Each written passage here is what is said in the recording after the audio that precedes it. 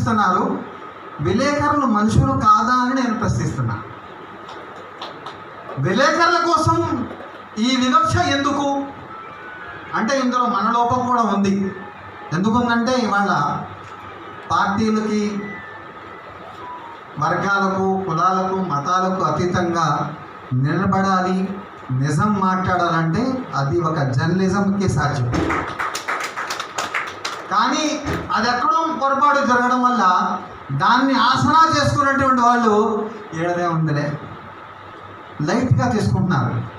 మీరు కనుక నిజంగా మీరందరూ ఏకతాటి మీద ఉంటే ప్రభుత్వం ఎవరైనా కూడా తప్పనిసరిగా మీ ప్రతి ఒక్క డిమాండ్ కూడా పూర్తి చేయాల్సిన అవసరం ఉంది. చేయకపోతే వాళ్ళకి చూపించేవాడు ఎవడు? మీరు కనుక కెమెరా తీయకపోతే వాళ్ళు చేసే కార్యక్రమాన్ని ప్రజల్లో తీసుకెళ్లేది ఎవరు? లక్షల కోట్ల రూపాయలు బడ్జెట్లు పెట్టుకున్నా తీసుకెళ్లేది మీరు. మిమ్మల్ని వాడుకోవడమే తప్ప మీకు మాత్రం ఆదుకునే పరిస్థితి లేకపోతే ఇది దారుణం, అతి దారుణం. ఈ దారుణాన్ని పూర్తిగా నేను తీవ్రంగా ఒక సూఫీ మతగురుగా ఖండిస్తున్నాను. అదేవిధంగా